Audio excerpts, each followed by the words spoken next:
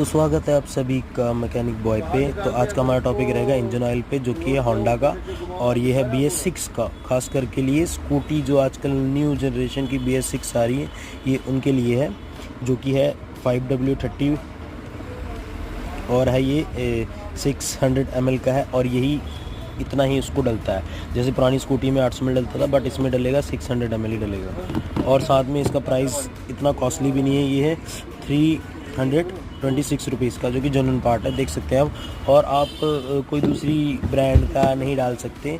और साथ में BS6 में ये स्पेशली बना हुआ है कि आपने यही ऑयल डालना है।